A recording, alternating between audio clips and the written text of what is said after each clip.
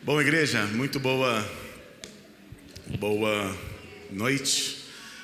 Graça, misericórdia e paz. Vocês sabem que o evangelista, padre Fábio de Mello, ele falou uma vez que é mais difícil você rir com os que riem do que chorar com os que choram. Então, na verdade, essa camiseta é para que a gente ria com os que estão rindo, mesmo que seja um riso de nervoso. Que ria. Eu queria abrir um texto para a gente começar, Neto. Esse texto, inclusive, eu estava na cabeça quando o Lucas ele me deu essa oportunidade de falar um pouco. Estava na cabeça com esse texto já.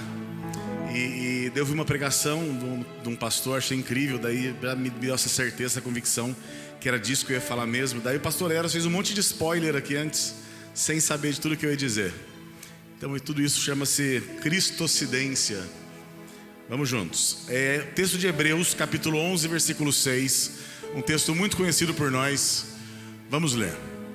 De fato, sem fé é impossível agradar a Deus, porquanto é necessário que aquele que se aproxima de Deus creia que Ele existe e que se torna galardoador ou presenteador dos que o buscam.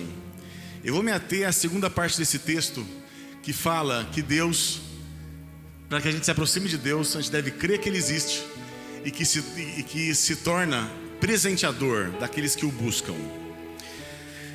É muito difícil aquela pessoa que não gosta de dar ou de receber presentes. Eu não conheço nenhuma. Algumas pessoas, às vezes por uma timidez, por exemplo, elas dizem que não gostam, mas isso não é uma coisa comum, porque faz parte da nossa natureza humana presentear. Quando Deus nos fez, Ele nos fez com uma parte na nossa cabeça que é a parte da recompensa.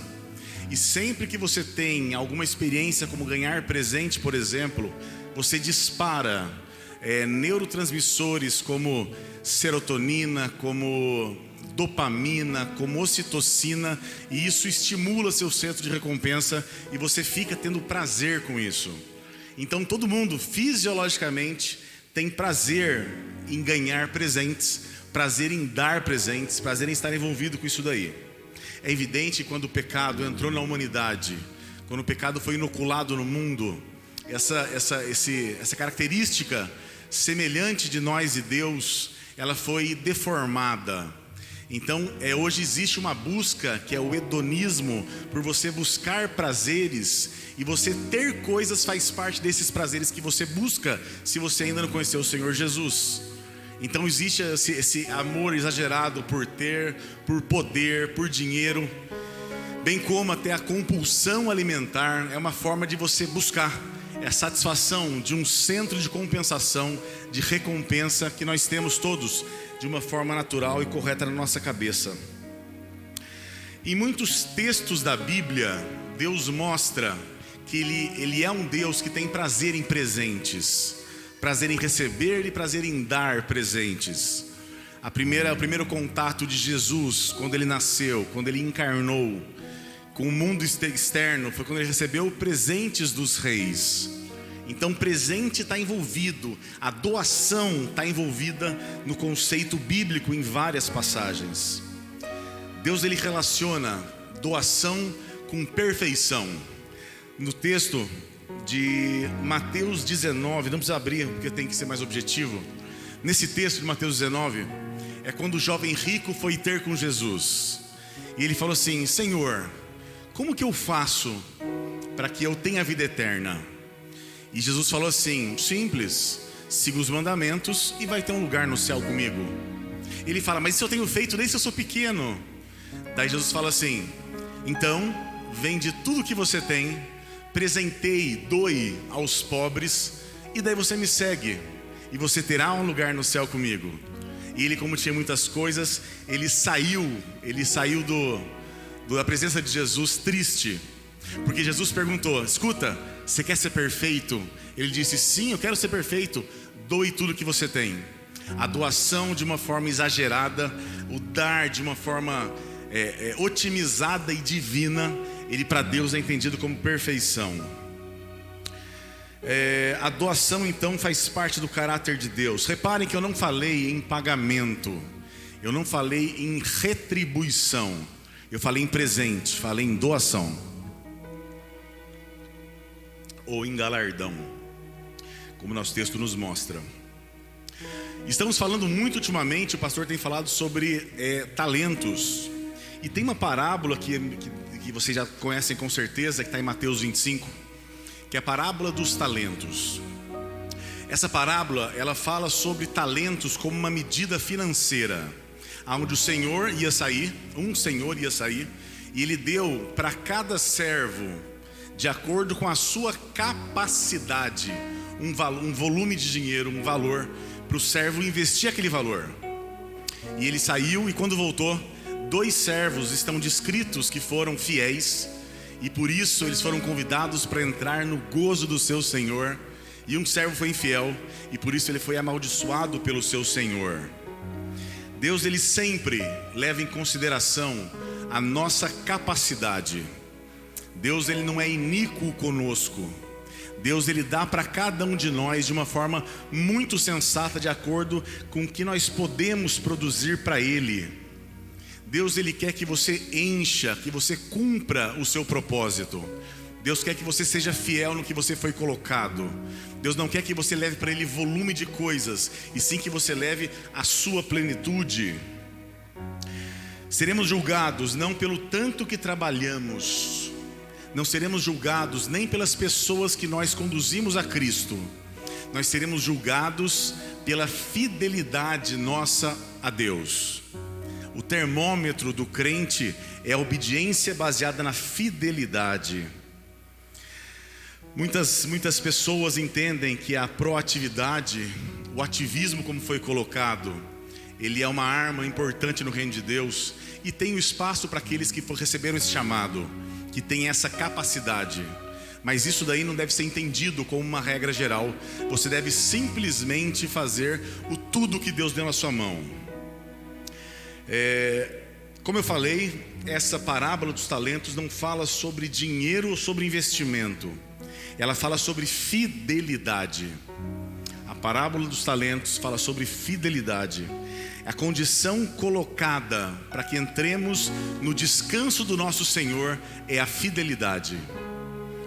Pulando para Mateus 20, a gente tem a parábola dos trabalhadores da vinha. Então, a gente fala da parábola dos talentos, vamos falar dos trabalhadores da vinha. Nessa parábola, um dono de uma vinha, ele foi fazer ele queria que trabalhadores para trabalharem na sua vinha. E a jornada de trabalho era do nascer ao pôr do sol, de 12 horas. E ele foi lá e convidou pessoas para que trabalhassem com ele essas 12 horas. E prometeu: eu vou dar para vocês 1 denário, que é o pagamento de um dia de trabalho. E as pessoas começaram a trabalhar. E daí no meio, às 9 horas da manhã, passado 3 horas do começo do trabalho, ele procurou mais pessoas e falou: vamos trabalhar comigo, eu vou te pagar o que for justo. Passou mais 3 horas, era meio-dia, foi falar com mais pessoas e falou: vamos trabalhar comigo e eu vou te pagar o que for justo. E foi assim progressivamente até o final do dia, quando pessoas iam entrando para trabalhar na vinha com ele. E quando acabou o trabalho, o Senhor foi pagar para as pessoas. O dono da vinha foi pagar para as pessoas. E começando a pagar por aqueles que entraram depois, ele entregou 1 denário para a pessoa. E daí a pessoa que tinha trabalhado 12 horas pensou: puxa vida, se o que trabalhou 1 hora ganhou 1 denário, eu vou ganhar muito mais do que isso. E daí o Senhor, o dono da vinha, entregou 1 denário para cada um deles. Entregou 1 denário para aquele que trabalhou 1 hora e 1 denário para o que trabalhou 12 horas. E o que trabalhou 12 horas falou: mas isso não é justo. Eu trabalhei 12 horas, trabalhou 1 hora e ganhou a mesma coisa que eu. E daí o Senhor falou assim, de uma forma muito elegante, falou: isso não é problema seu, porque se por acaso o dinheiro é meu, eu faço dele o que eu quiser. O acordado com você foi simplesmente você trabalhar as 12 horas e receber 1 denário.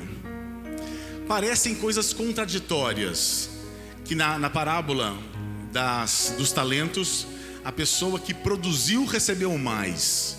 E na parábola dos trabalhadores da vinha, existiu um socialismo ali, onde não importando o que cada um tinha produzido, todos ganharam igual.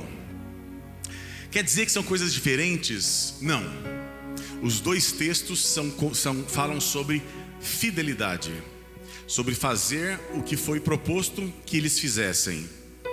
Existe uma clara referência na Bíblia sobre você cumprir a sua missão, sobre você ser luz aonde você está, que você leve e seja Jesus nos lugares que você foi plantado. E sobre galardão, o que seria esse galardão? O que seria esse pagamento? O que seria esse prêmio? Que o pastor já me deu o spoiler aqui. A Bíblia, ela fala muito sobre, como o pastor falou, coroa, morada, sobre ruas de ouro no céu, sobre coisas palpáveis no momento que vai ser tão especial, que é o momento de estar no céu.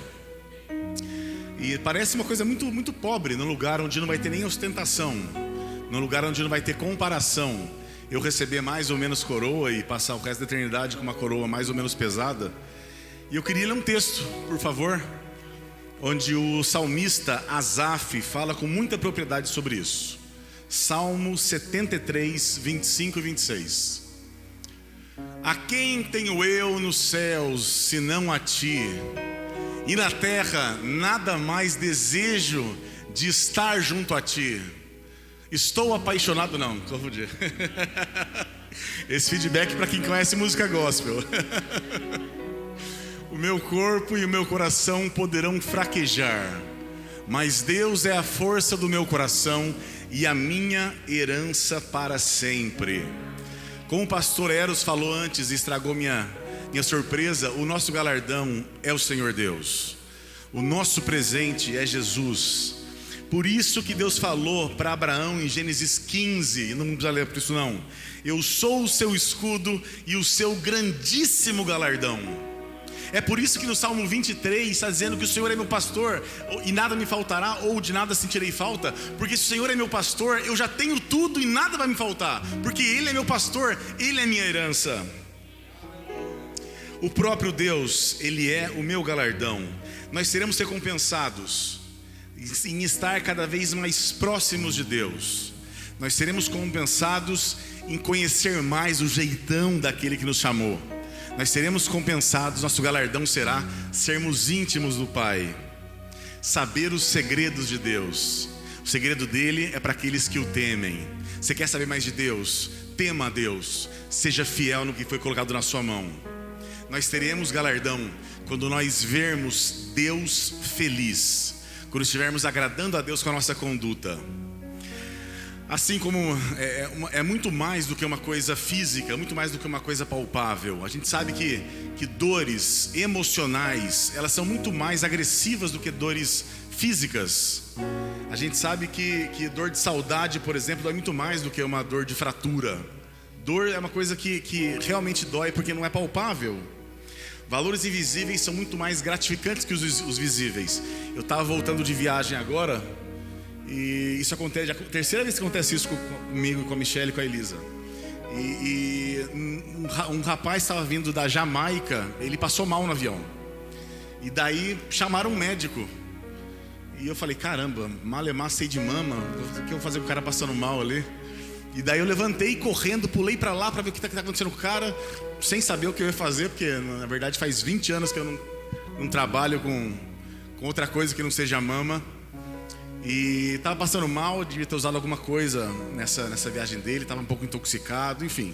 E daí a gente conseguiu, com medidas simples, deixar ele melhor. E daí quando eu voltei pro assento do avião, a Elisa falou assim, papai, você é um herói. E isso pra mim, eu tava pensando enquanto eu estava atendendo esse cara, pensando, caramba, eu vou pedir pra companhia um reembolso, porque eu tô aqui com a minha família, terceira vez que eu faço isso. Tô com a minha família aqui e perco a viagem para cuidar de alguém. Vou pedir uma compensação. Mas quando eu cheguei no meu banco e eu vi isso da minha filha, para mim isso foi um galardão. Isso foi meu presente. Essa coisa não palpável de saber que para minha filha eu sou um herói. Foi incrível. Maior que um prêmio financeiro foi eu ver quem eu amo satisfeita. E eu vi no final dessa reflexão que me ajudou a trazer isso para vocês hoje, eu vi ele dizendo que o dia em que todas as coisas valerão a pena é o dia que você vê o Senhor Jesus sorrindo para você e dizendo para você: venha, servo bom e fiel, entra no gozo do seu Senhor.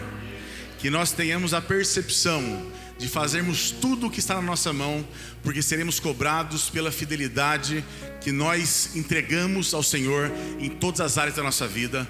Deus abençoe.